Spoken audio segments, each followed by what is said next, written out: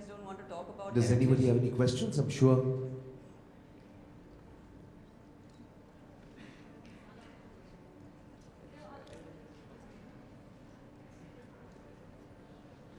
We go back a long way. Hi, Rupa. Hi. Rupa and I go back a really long way. I actually approached her some years ago to do some Teva jewelry for me. So, the question to you, Rupa, is you've really successfully created a brand out of Teva, and I really love the work. And what I want to ask you now is Teva still very, is it still very popular in today's market? And have you changed your design aesthetics from 20 years before to now?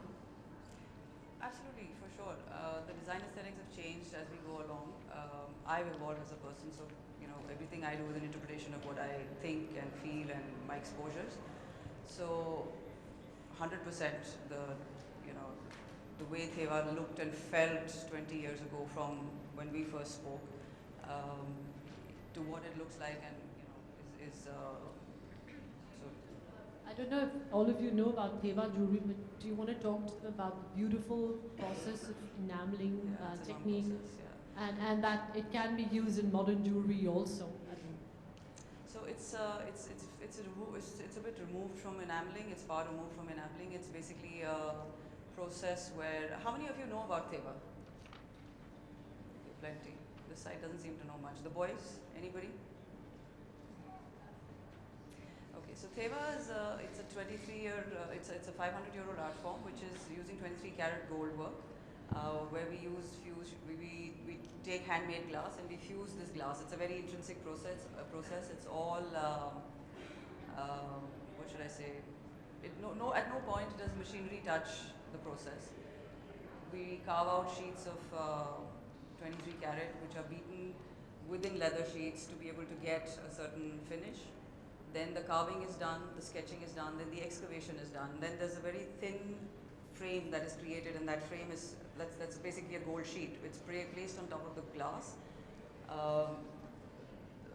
Heat is given from below, so that it becomes quasi-solid, and then the gold sheet is pushed into it.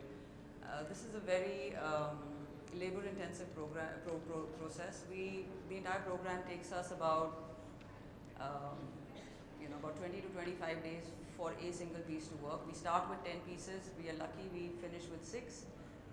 We could land up with 2. So we can't predict what we'll end up with eventually. But yes, what comes out is a very beautiful piece of work, and that's probably what's been keeping me involved for the last 20 years.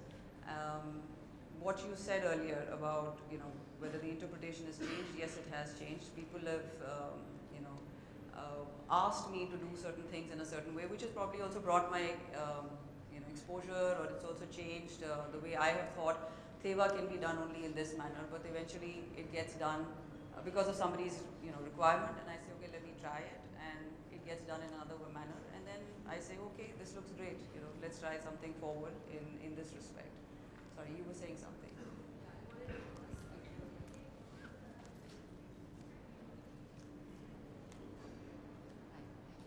To ask if Teva is a very traditional kind of art form. How is it attracting millennials today? And if they are getting attracted to it, what form? Okay, sorry. So I wanted to know, how does it attract millennials, especially since it was an age-old art form, which was generally seen in a traditional mold. How have you, how have the millennials taken it?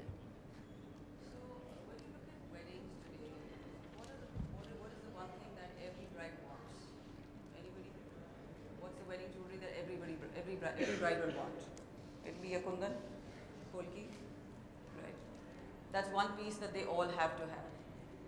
What is that? That's because it's heritage. It's because they've seen their moms wearing it, they've seen their grandmoms wearing it. It's something that's, there's of course a whole story about, kundan. There's also a whole, it has a pull, it has a certain kind of pull which everybody reacts to, and then so do the millennials. I don't see any 20-year-old who's getting married not reaching out for something of that sort. The interpretation for Teva also falls into the same bracket.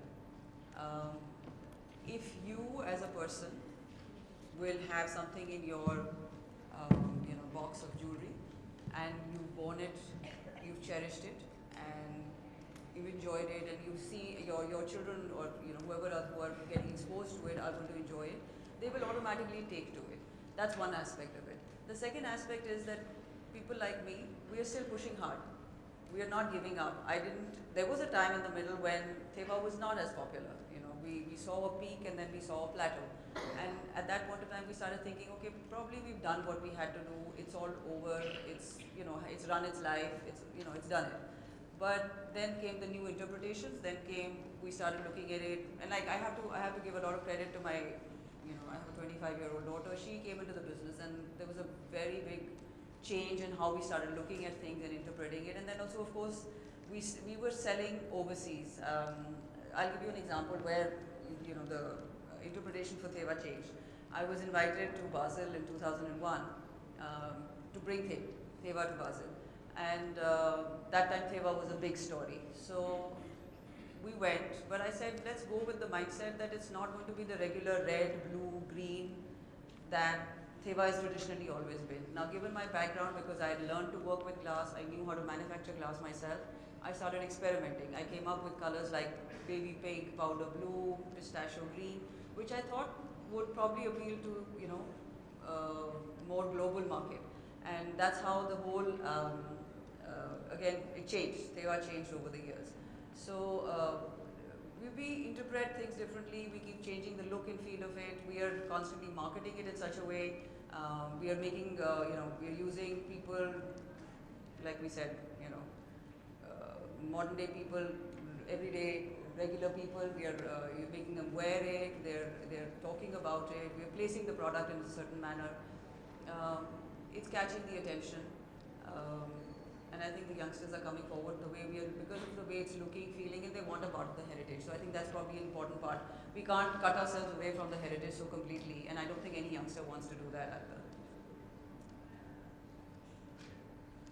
One last question from someone.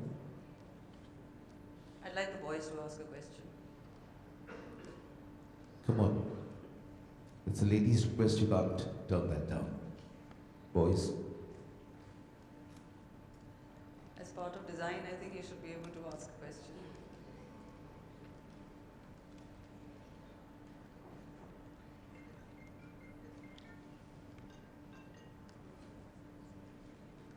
Okay, ladies and gentlemen, I think the boys are very shy. One is in fact walking out and beating a hasty retreat. Thank you very much to Ms. Rupa Vora. We'll put our hands together for her.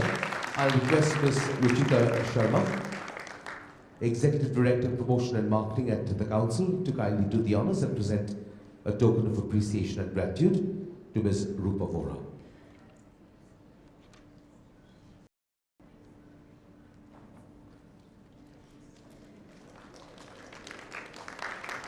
And ladies and gentlemen, I'll request, thank you ma'am, I'll request Mr. Milan Choksi, Convener PMBD of the Council, to kindly very briefly sum up and thank those who made the last 2 days so very memorable. Mr. Milan Choksi. Good evening everyone. I hope it was 2 days of engaging conversation, and I hope it was thought-provoking for everyone. We're in the midst of a fast-changing retail space, and when it comes to jewelry more than any other product. Fortunately, our industry is trying to live up to the customer expectations and aligning ourselves to the changes. With the help of obviously change technology, aggressive branding, marketing, designing, and all the stuff that we discussed over the last couple of days. The speakers at Design Inspiration have given us a fresh approach and how we can take gems and jewelry forward from here. My heartfelt gratitude to all the speakers for extending their valuable knowledge and experience with us. Many thanks to Nilesh Undekari, Abhishek Rastogi, Siddharth Kasliwal, Payal Singhal, Gauri Tandon, Nisha Jangiani, Rosa, Alexandra Moore, John Varghese, Tanmay Shah, Akrosh Sharma, Shehzad Zaveri, Dipendra Bauni, Siddharth Sangvi, Farah Khan, Rupa Vora, and last but not the least, Paula, who's always been a strong supporter of the Council. Thank you to each one of you for being such a wonderful audience. Thank you.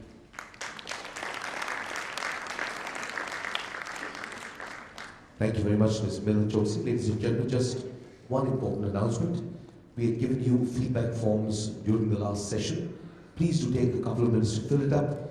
Tell us how you feel about the sessions, the conduct, the content, any suggestions that you would like to introduce, maybe different types of topics that are relevant to you because we want you back next year. And thank you very much for being here over the last 2 days. Do join us for high tea once you fill up those forms and give it back at the registration desk. Good evening, God bless. Safe driving. Thank you.